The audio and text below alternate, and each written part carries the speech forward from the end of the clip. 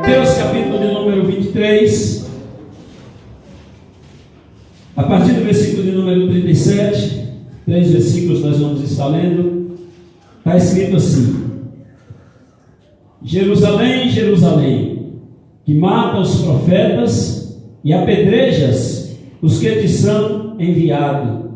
Quantas vezes quis eu ajuntar os seus filhos, como a galinha ajunta os seus pintos debaixo das asas, mas tu não quisestes. Eis que a vossa casa vai ficar-vos deserta, porque eu vos digo que desde agora me não vereis, mas até que digais: bendito seja o que vem em nome do Senhor. Amém? Pode sentar, irmãos. Louvado e engrandecido é o nome do nosso Senhor e Salvador Jesus Cristo.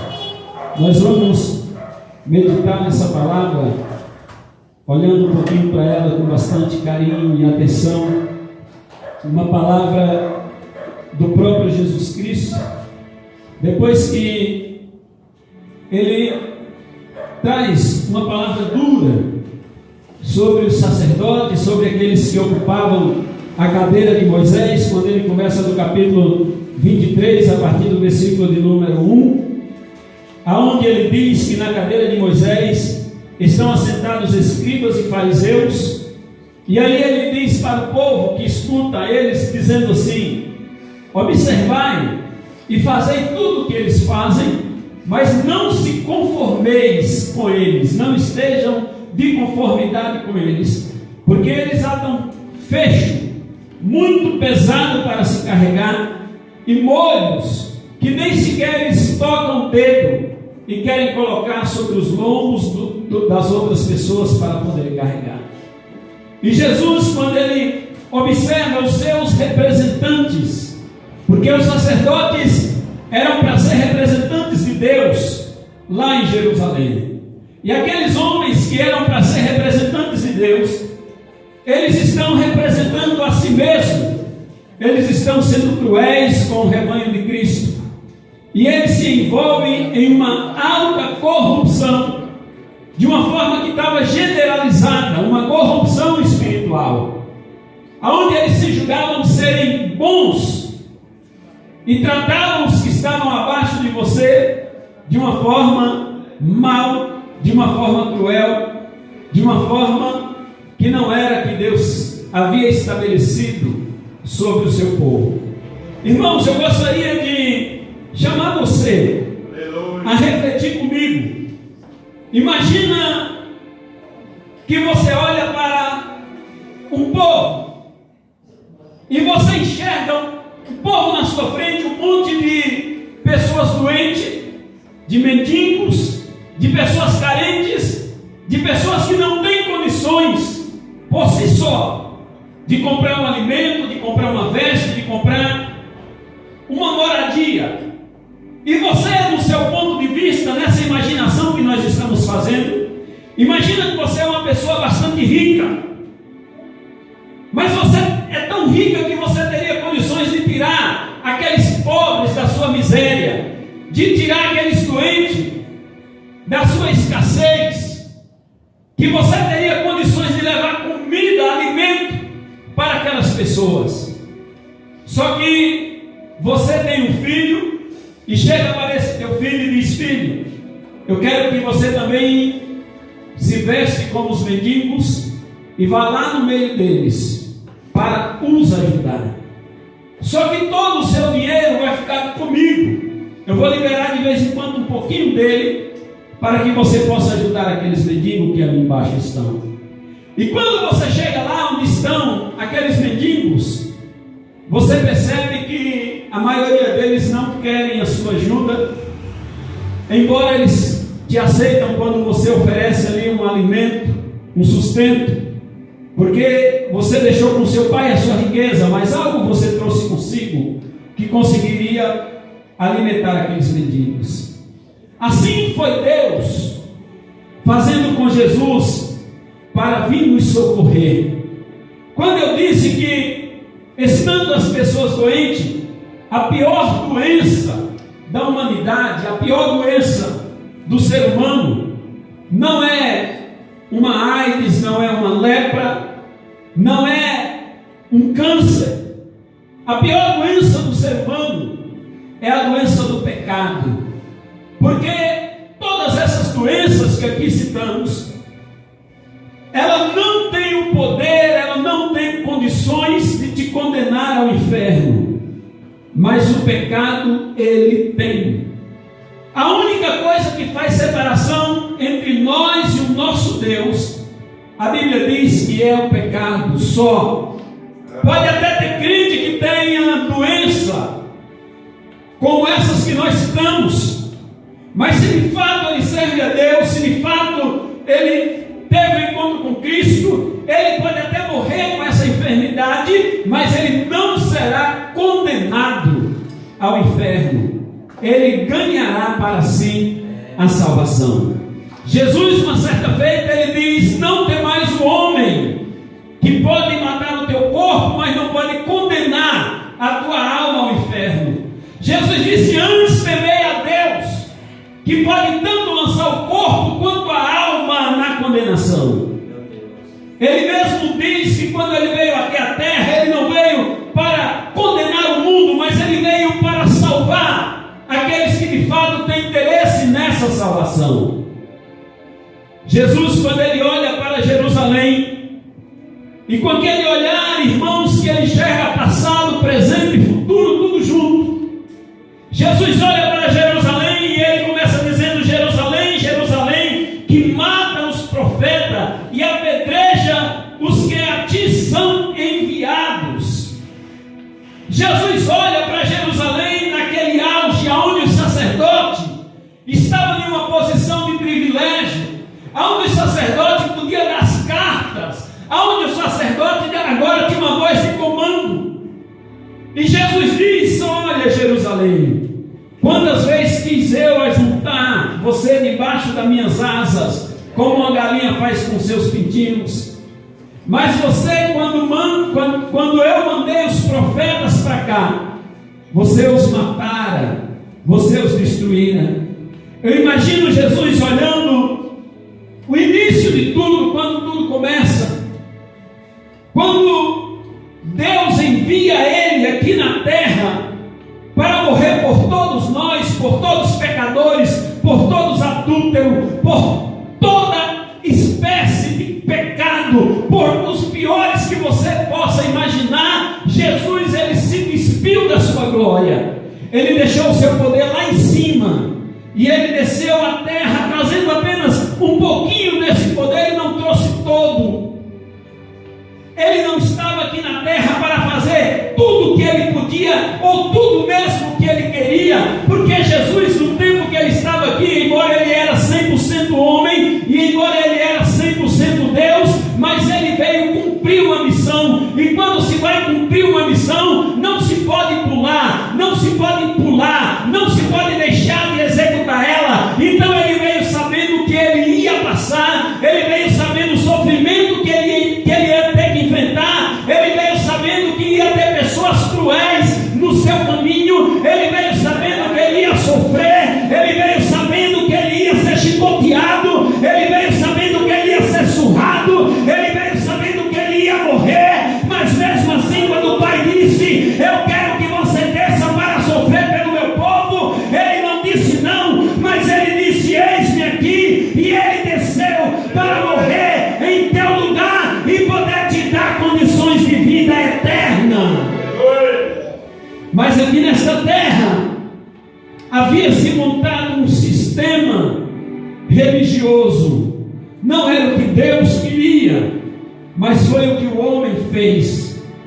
Deus, ele manda a sua palavra sobre os seres humanos aqui na terra, uma palavra que edifica, uma palavra que exorta, uma palavra que consola, e uma palavra que requer santidade de cada pessoa. E essa palavra, quando ela veio sobre a terra, ela separou aqui na terra pessoas que fossem capacitadas por Deus para fazer uso dessa palavra em prol da obra de Deus, com a visão de recuperar as vidas que estavam perdidas. E essa palavra ela ficou sobre o poder dos sacerdotes, sobre o poder dos líderes. E o tempo, conforme foi passando, eles foram, irmãos, adaptando essa palavra segundo a vontade agora deles e não de Deus. Eles foram adaptando aquilo que Deus falou para eles fazerem aquilo que eles queriam e não aquilo que Deus gostaria que acontecesse.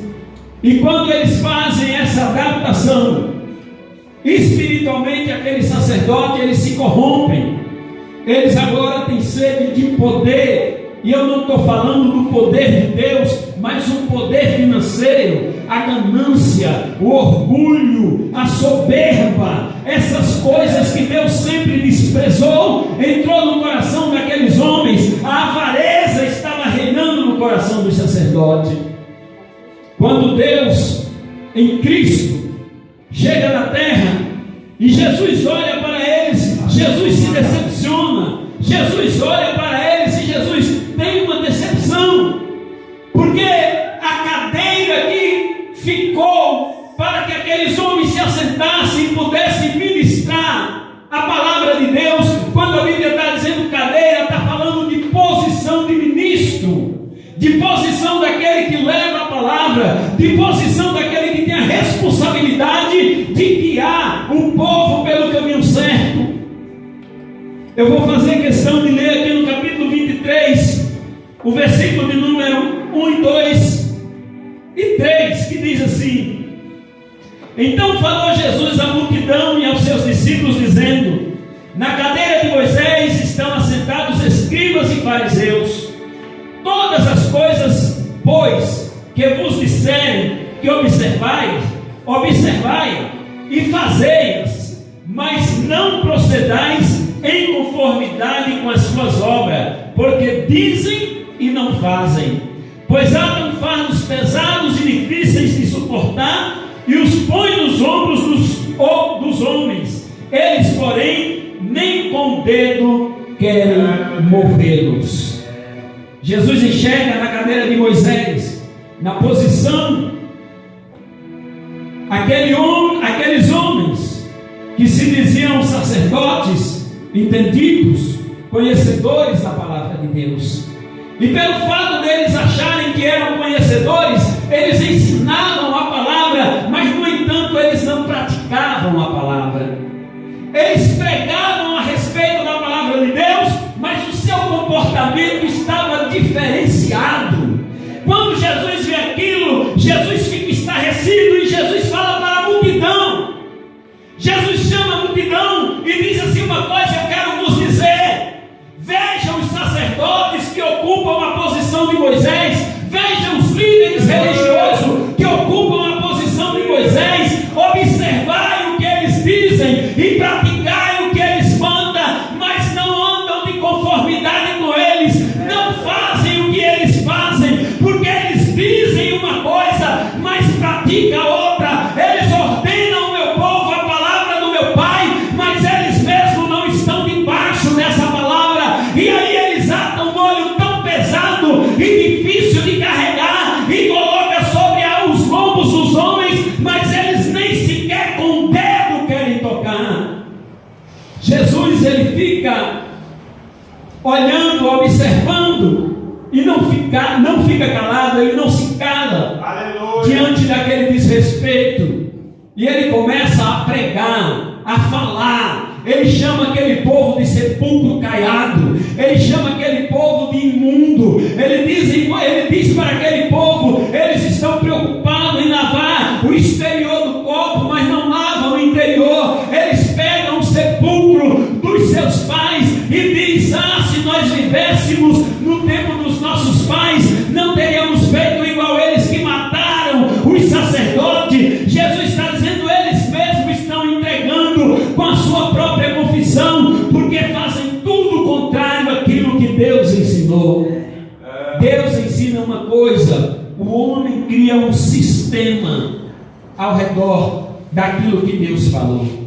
E o sistema, irmãos, ele não é bom. O sistema, ele mata.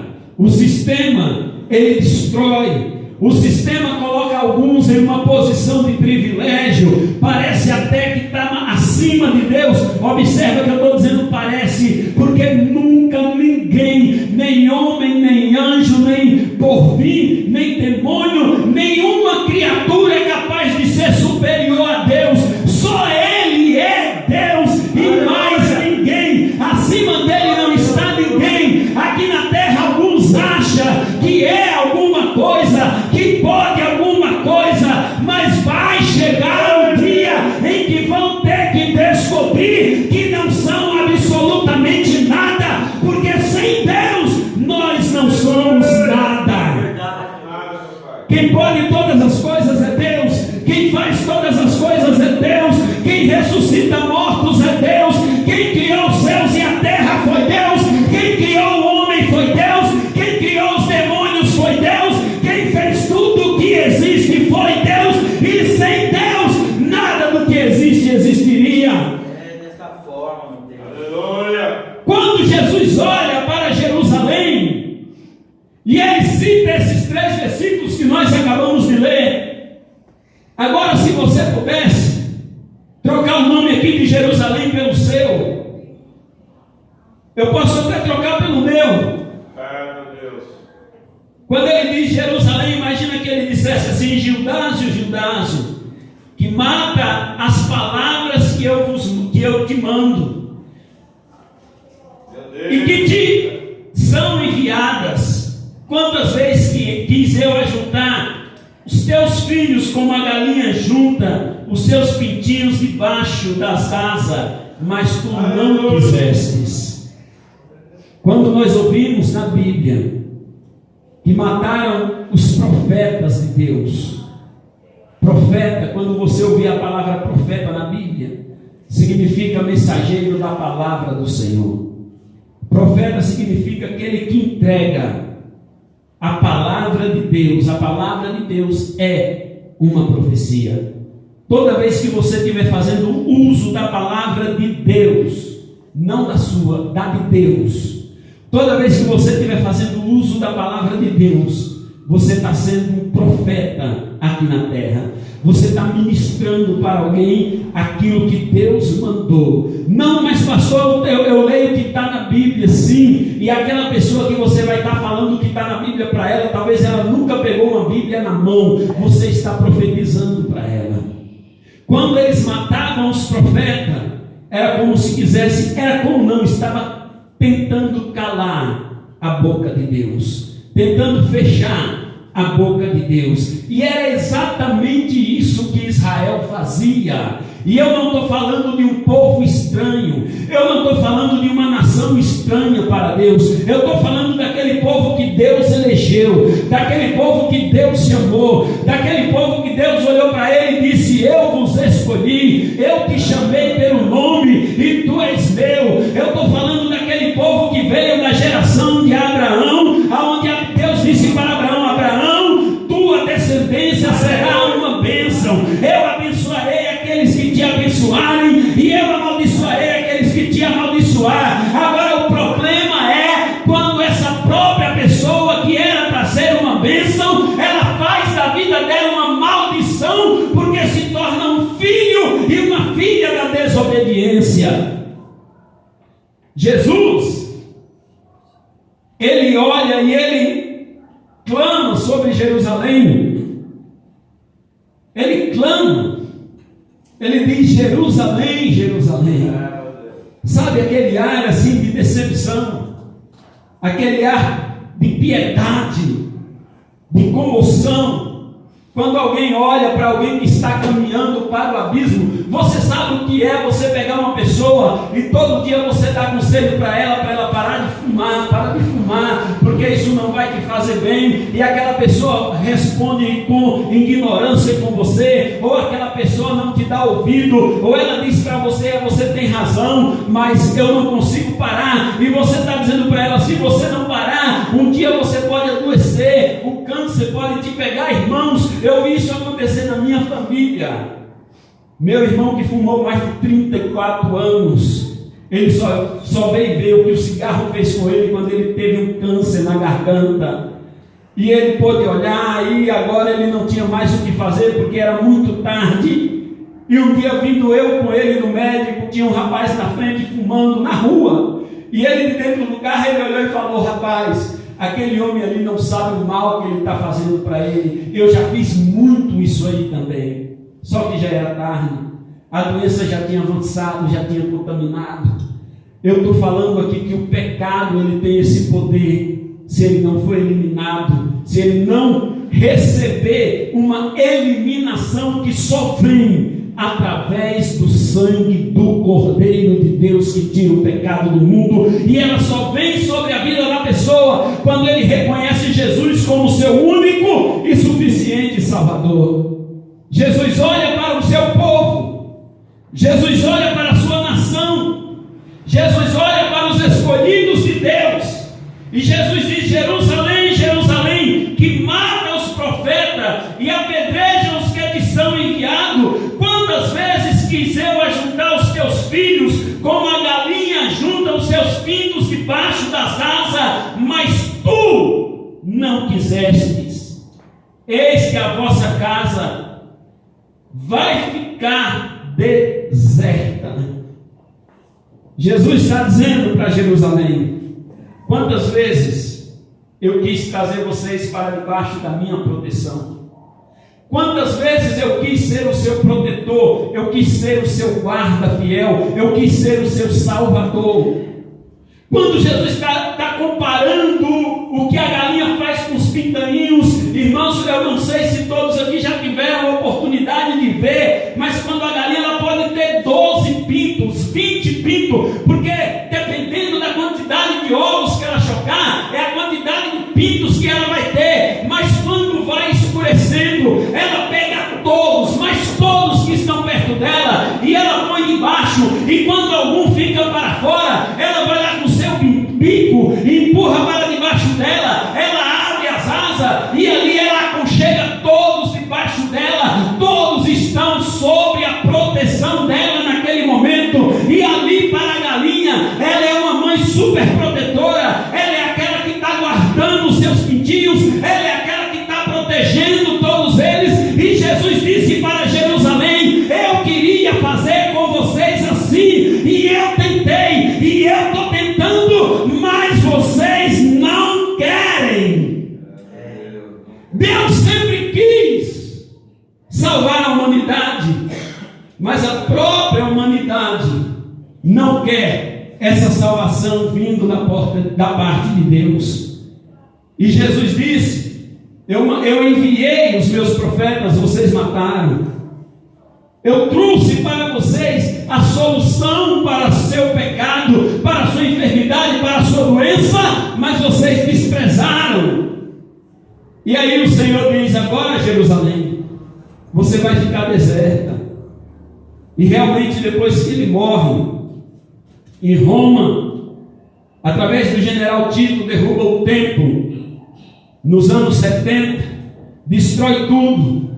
Os judeus são dispersos, os judeus são espalhados por toda a terra. Essa palavra se cumpre literalmente quando Jesus disse: Jerusalém ficará vazia.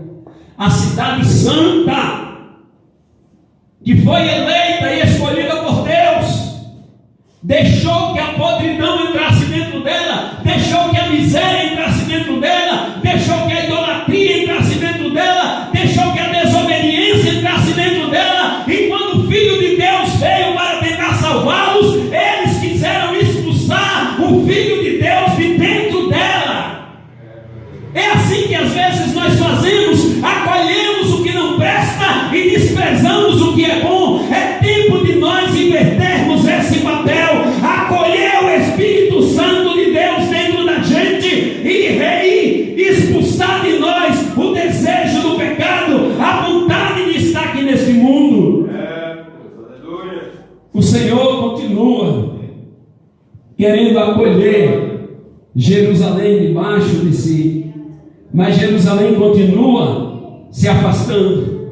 Ouve a palavra, mas agora não é só o sacerdote que estão deixando de praticar, A própria Jerusalém não queria mais compromisso com Deus. A própria Jerusalém não queria mais compromisso com Jesus. O Deus que os criou vê eles envoltos em um sistema corrupto, miserável, sanguinário, um sistema aonde fala de Deus, mas não obedece a Deus, um sistema onde falava dos antigos profetas, mas matava os novos que surgiam, um sistema aonde eles falavam de uma santidade extraordinária, mas eles não queriam vivenciar aquela santidade em sua vida. Sabe o que é, amado? Quando você pega essa palavra, ou quando você vai julgar outra pessoa, você se coloca num nível tão alto para julgar, que você diz assim: a palavra tem que ser assim, a palavra tem que ser assado. Você fala tudo certinho como deve ser feito, mas você mesmo não faz. Se você, isso está pegando para ti, é tempo de você dizer: Deus, eu quero mudar, e eu quero ser, e não apenas falar para que os outros sejam aquilo que eu não estou sendo. Às vezes nós queremos que os outros sejam ou agem da forma que nós mesmos não conseguimos agir. Estamos fazendo exatamente igual aquele sacerdote, atando um molho pesado e querendo colocar sobre os ombros dos outros, mas sobre os meus não. Para mim a coisa é diferente. Para mim eu quero um jugo leve. Para mim eu quero andar de boa. Eu não quero carregar nada pesado, mas sobre o outro eu quero colocá-lo. Eu quero colocar tão pesado que quando cai nas costas dele, ele não vai aguentar. E se ele não vai aguentar, o que é que ele vai fazer, irmão? Se você está carregando um peso tão grande sobre as tuas costas e você não aguenta, vai chegar um momento que você vai tirar aquele peso, vai colocar no chão, vai olhar para ele e vai dizer: eu não quero mais nada com você, e você vai embora e deixa ele para trás. E eu digo para você, hoje é tempo de fazer isso mesmo. Hoje é tempo de você pegar esse fardo pesado, colocar no chão e assumir o fardo que Jesus te deu, porque Jesus, ele diz na sua palavra: o meu fardo é leve e o meu jugo é suave. O fardo de Jesus não faz ninguém desistir da caminhada, o jugo de Jesus não faz ninguém desistir da caminhada, porque tanto o fardo quanto o jugo de Jesus, quando ele chega para você, a tua vontade é de abraçar, a tua vontade é de amar, a tua vontade é de fazer com que outras pessoas se acheguem a Deus também. Se o fardo está pesado, ele não é de Deus. É tempo de você clamar, é tempo de você buscar, é tempo de você ver o que está acontecendo. Não deixe que o sistema te mate, não deixe que outras pessoas te matem, não deixe que a palavra de outros acabe com você. Se ergue, clame a Deus, não mate aquilo que Deus está colocando dentro de você, o seu chamado, o Espírito do Senhor na tua vida. Não deixe que nada disso caia por terra. Jerusalém estava ficando destruída moralmente, destruída espiritualmente.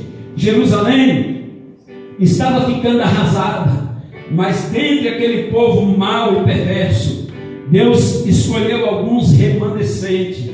Deus pegou no meio deles pessoas que eram idôneas, pessoas que estavam dispostas a servi-lo, a adorá-lo, a enfrentar a fúria dos sacerdotes, a enfrentar a fúria dos romanos, a deixar de lado os seus pecados e a seguir a Cristo. Jesus olha para a multidão e diz: aquele que quiser vir após mim, negue-se a si mesmo, toma a sua cruz e siga-me. Se você não conseguir se negar, você também não consegue aceitar a Cristo. Se você não conseguir dizer não para o seu eu, você não consegue dizer sim para Deus. Se você não conseguir rejeitar o seu pecado, você não consegue a bênção que Deus mandou através de Cristo Jesus. Então é tempo de decisão, é tempo de você se agarrar com Cristo e se afastar de uma vez por todas das coisas que te envolvem neste mundo. Imagina Jesus olhando para Jerusalém e dizendo: Jerusalém, você me rejeitou, Mas tem alguns aqui que quiseram a minha proteção, que aceitaram o meu apadrinhamento, que aceitaram a me servir. E todos aqueles que aceitaram, a Bíblia diz que a estes foi dado o poder de serem feitos filhos de Deus. Você acha que você não tem poder? Você acha que você é um qualquer? Mas a palavra de Deus diz que você é filho de Deus. Você está em uma posição mais privilegiada do que os anjos. Os anjos estão no céu, eles servem a Deus, eles adoram a Deus, mas eles são criaturas do Deus eterno. Na posição de filho, só o ser humano que reconhece Jesus como seu único e suficiente Salvador, esse é filho de Deus, herdeiro e co-herdeiro de Jesus Cristo. Esse herdará a vida eterna que não se acaba. E Jesus, ele disse: eu tenho vida para vos dar, e é vida com abundância.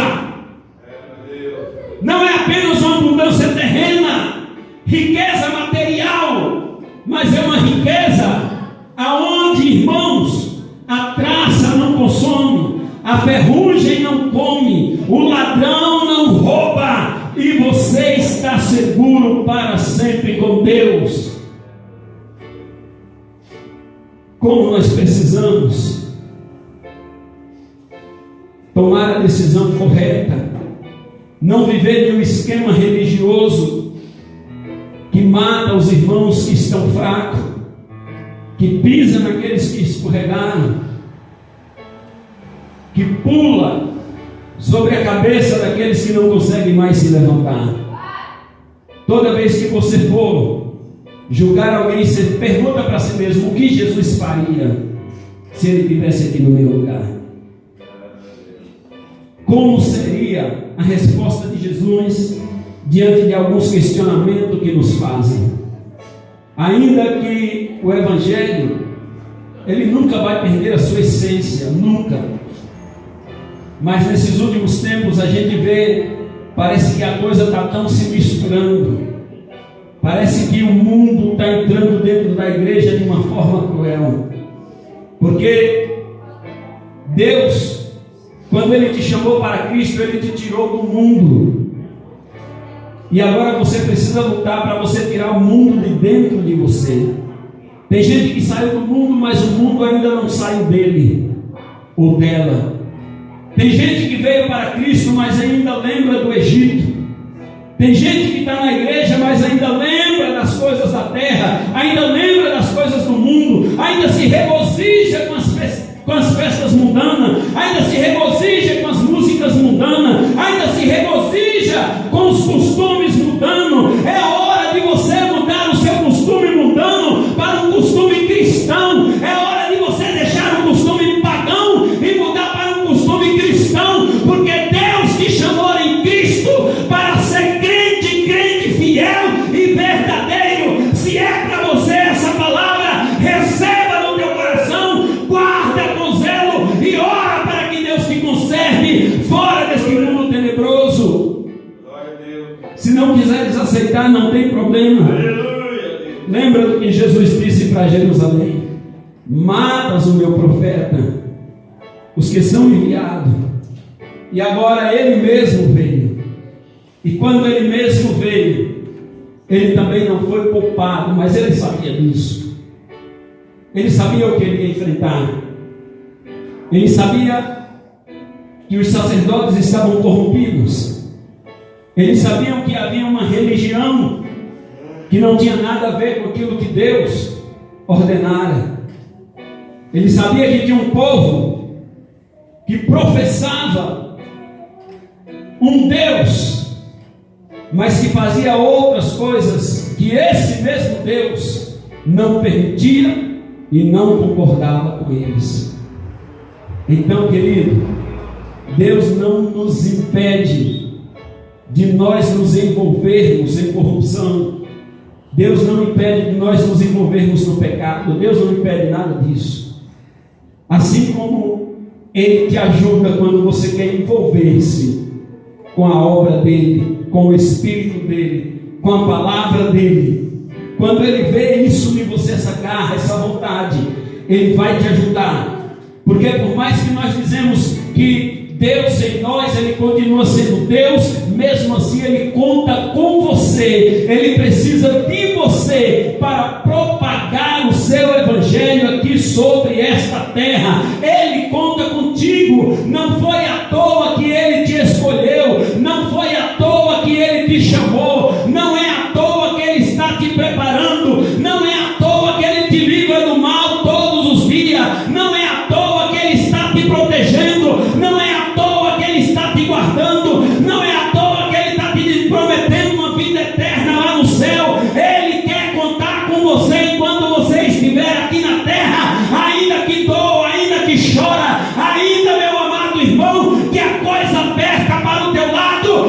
Deus, ele conta com você aqui na terra para pregar o seu evangelho.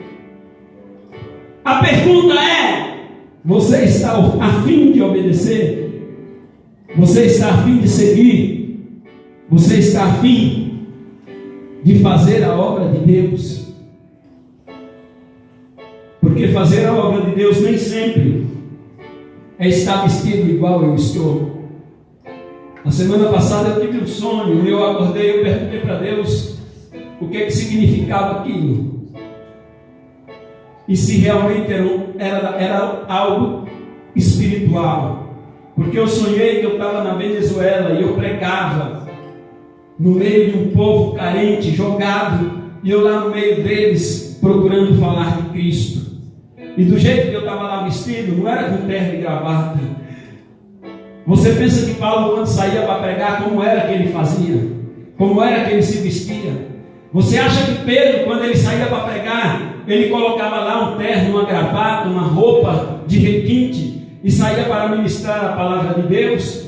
Porque hoje, irmãos, a gente se preocupa até com essas coisas. Eu não digo que é errado, precisamos andar bem vestido, precisamos sim andar bem preparado, mas antes de preocupar com a roupa que veste o corpo, se preocupe com o corpo que veste a tua alma, se preocupe com ele, em manter ele em santidade, em manter ele distante do pecado, porque a gente às vezes se preocupa em andar bem vestido, bonito, lorde, como dizia antigamente, e deixa com que as coisas ruins, elas penetram dentro da gente. Aí Jesus chamou de sepulcro caiado. Por dentro é bonito, por dentro é lindo, ou melhor, por fora é bonito, por fora é lindo, por fora é maravilhoso, mas por dentro está cheio de restos mortais, de rapina, de lixo. É tempo de nós jogarmos o lixo para fora, irmãos, deixar ele bem distante da gente. E ainda que vestido bem ou vestido mal, o importante é servir, adorar, exaltar e glorificar o Deus de Israel.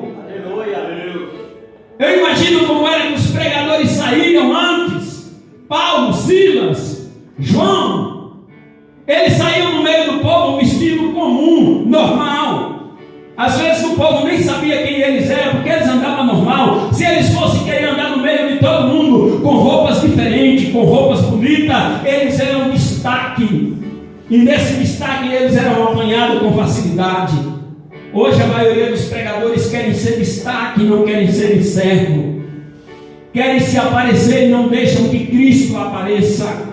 É tempo de nós deixarmos que Cristo apareça no nosso lugar, que Cristo cresça em nossa vida, que Cristo faça a diferença. Porque eu volto a dizer, quando você pega no microfone ou quando você vai falar de Deus para alguém, usando esta Bíblia, você não está falando da tua palavra, mas a palavra que você está falando é a palavra de Deus. E para falar dessa palavra, a gente tem que ter ordem, tem que ter decência, tem que ter respeito, tanto daquele que está falando quanto daquele que está ouvindo. Respeite a palavra de Deus, respeite essa palavra e deixa Deus operar através dela na tua vida.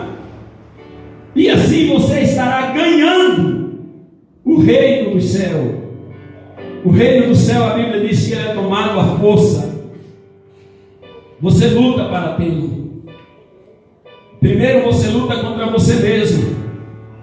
Você luta contra as potestades que existem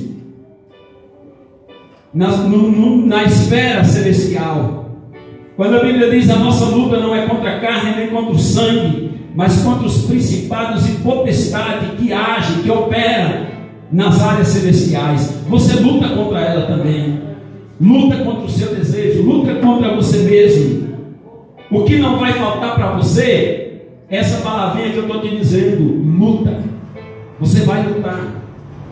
E muitas lutas você vai vencer, muitas lutas também você vai perder. Não significa que você perdendo a luta, Deus deixou de estar com você, porque senão Paulo ele poderia abrir a boca no final da vida dele e dizer: Deus me abandonou, porque ele sabia que teria a sua cabeça cortada, separada do seu corpo. Mas antes dele morrer, ele abre a sua boca para dizer: combati o bom combate, guardei a carreira e acabei. Ele está falando ali com uma força tão maravilhosa, olhando para trás e vendo tudo aquilo que ele fez. Ele diz: eu combati o bom combate, acabei a carreira, mas eu guardei a fé. Eu não perdi a minha fé em Deus. Ele sabia que ia perder a cabeça, mas não perdeu a fé. Não é as coisas materiais que conseguem tirar a tua fé, nem a morte tira a tua fé. Então tenha ela contigo bem guardada. Como diz no livro de Judas: batalha pela fé que uma vez lhe foi dada, e através dela você alcançará as graças e a misericórdia de Deus. Querido, eu sei que a hora já se avançou, e eu quero pôr uma vírgula nessa palavra de hoje. Eu sei que de uma forma ou de outra ela falou conosco, comigo ela falou. Não tinha nada, absolutamente nada preparado. Não fazia ideia do que eu ia pregar hoje. Eu pedi a Deus, eu folhei a Bíblia e não achava nada para pregar. E tem dia que a gente está assim mesmo. E depois o Senhor colocou essa palavra nos meus lábios. Se Ele colocou, é porque certamente eu estava precisando, e talvez mais alguns irmãos aqui dentro também estavam precisando.